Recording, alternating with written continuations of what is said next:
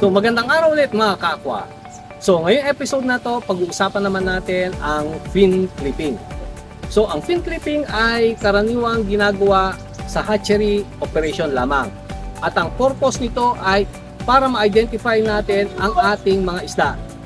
So sa breeding, kailangan natin ma-identify kung ano ang tinatawag na line 1 at kung ano ang line 2. Okay?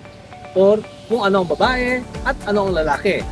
So ang fin clipping ay ginagawa para madali nating ma-distinguish kung sino ang line 1, sino ang line 2, or sino ang babae at sino ang lalaki.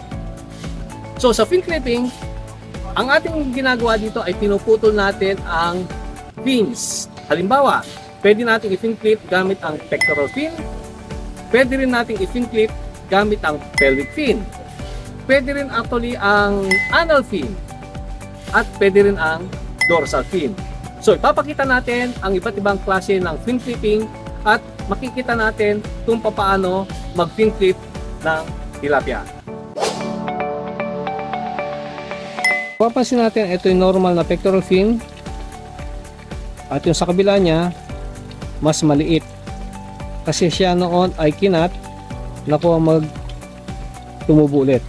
Okay? Pero karaniwan ito ay pag malaki ito, mapapansin mo hindi baluktot na yung pagkakatubo. Pero sa mga beginners, medyo mahihirapan kayong tumingin. Kumpara dito na talagang diretso siya. Okay? So ngayon, i-fin clip natin, tatanggalin natin itong kanyang pectoral fin, sasagarin natin.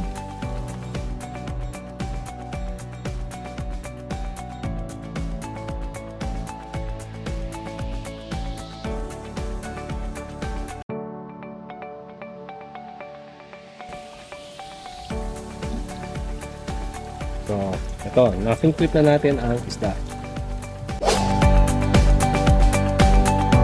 So, dito ang ikakat natin ay ang dalawang isa sa mga fin clip. So, kung papasin nyo dito, diretso siya, no? Diretso. Papasin nyo dito, baluktot. Dahil ito ay dati ay naputulan na, nag-regenerate na lang. Kaya baluktot. Kaya papasin nyo, ito mahaba, ito maikli. So kaya kailangan pagka mag-fin clip tayo, medyo sasagarin natin. Kaya ito, fin clip natin ulit. Sige.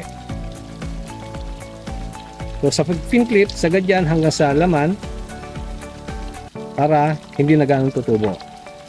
So yan. So ito yung fin clip ngayon na kung saan ang portion na to ay natanggal, ito meron. Okay, so aside sa pectoral at pelvic na karaniwan pagka hindi sagad ang pagkakaputol, tutubo yan. Okay? Medyo nahihirapan tumingin yung mga baguhan. So isang option para medyo matagal tumubo or halos hindi natutubo ay pwede natin i-cut itong mga spiny dorsal fin niya. Matitigas ito. So pwede tayong gumamit ng mga clip na pamputol ng alambre. Nasa inyo na kung ano gusto nyo putulin. Either yung unang spine, pangalawa, pangatlo, pang-apat, pang-lima. Depende sa identification na gusto ninyo. Maraming salamat sa inyong pagsubaybay. So nakita natin kung paano mag-fin clip. At ang pag-fin clip ay napaka-importante para mas mapadali natin na ma-identify kung ano ang mga lines ng isda natin at kung sino ang lalaki at babae. Kasi karaniwan sa pagsisex ng mga breeders natin, nagkakaroon dito ng tinatawag na human error. Okay? Hindi natin maiwasan to.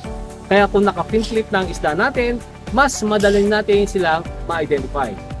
So maraming salamat at sa muli, sa susunod na episode natin, subaybayan nyo kami para sama-sama tayong matuto at mag-aral sa magpaparami ng tilapia.